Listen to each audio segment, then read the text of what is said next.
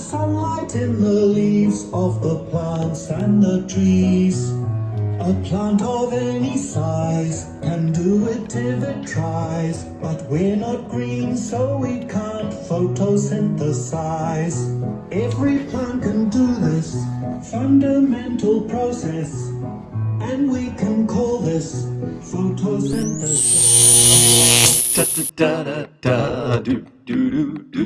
Da da da da da do do. All right. Da da da da da do do do. Hey now. Da da da do do. Mr. Kovacs class. It's Mr. Kovacs class. You might learn a ton. It's Mr. Kovacs class. He's interesting too. It's Mr. Kovacs class. And he's super cool. It's Mr. Kovacs class. All right, so we're going to concentrate on photosynthesis over the next 2 days.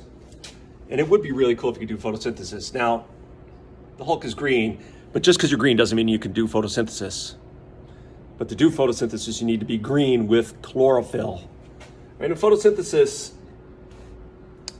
is a chemical reaction that happens usually in the leaves of plants.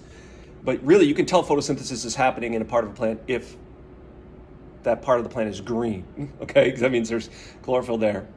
And to do photosynthesis, you need 2 ingredients to go in. We call those reactants.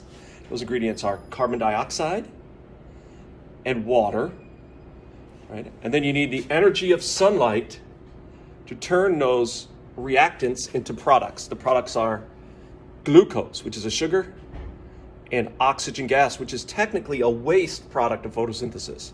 I don't know if you remember, but the other day I mentioned how before photosynthesis happened, there was no oxygen in the atmosphere. It filled up with oxygen, and it caused a mass extinction. Luckily, our ancestors did not go extinct. You know how I know that? Because we're here. Anyway, in a nutshell, right, photosynthesis is taking three different molecules, right, or 3 different atoms, carbon, oxygen, and hydrogen. And right, CO2 would be 1 carbon and 2 oxygens, right? And then water is H2O, 1 oxygen and 2 hydrogens. And basically, in photosynthesis, you take these and you rearrange them to make sugar, right? And the sugar is going to wind up being basically 6 carbons, 6 oxygens, and 12 hydrogens. And you'll have a leftover of a bunch of oxygens. Right? This usually happens in the leaf and in cells that are full of chlorophyll. Basically, I mean, this when you get to high school, you have to know light and dark reaction, but really, this happens in 2 parts, right? When the sun is out, the first step is to take water and hold it up to sunlight and let the energy of sunlight basically blast it into pieces. Your pieces, when you break up water, are oxygen, which you just let go. You let them go right out of the bottom of the leaf. The other pieces are little hydrogen ions, little hydrogen atoms. And that's what you do. You don't need the light for this part. You take those hydrogen atoms and you start sticking them to carbon dioxides. And you basically, they call it the Calvin cycle, spin these carbon dioxides around, keep sticking hydrogens onto them. And when you're finally done with enough spins, you get a sugar. Right? And then you move that sugar, it's called glucose, but you move that sugar to where usually you store it somewhere. Okay, if you put a lot of sugars together, we get a starch. All right, so part of your part 2 today is, now that you are new parents, you need to know the guide for caring for the babies. So in part 2 today, you're going to cami this, the list of words to fill in the blank you'll find in the classroom. I'm going to go over this real quick. Number 1, remember, you were not their biological parents. You've adopted them. And their mothers did provide the babies with starch. Starch is a large molecule basically made up of sugar stuck together.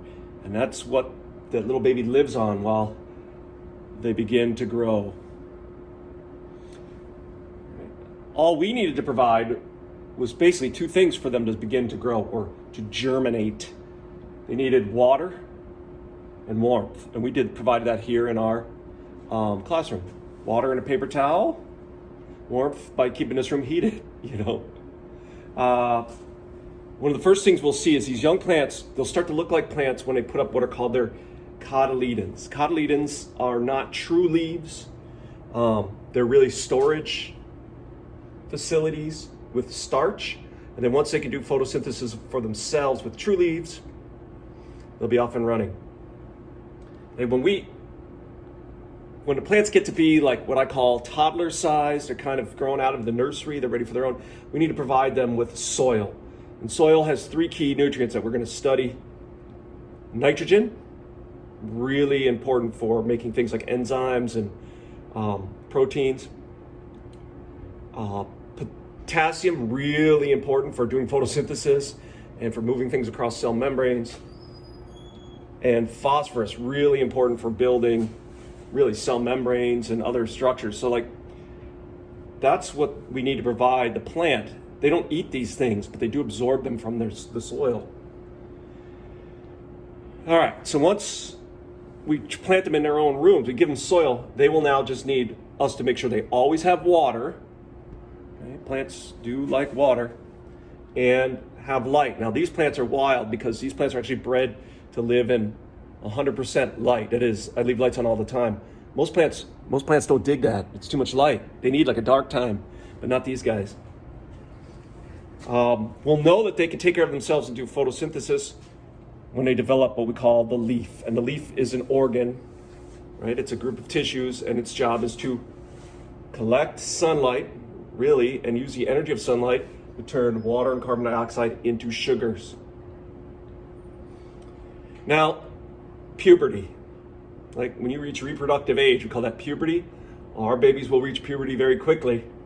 We'll know that because they will make what we call flowers. The flower is the reproductive organ of these plants. We'll talk more about them, but your babies are going to be both male and female at the same time.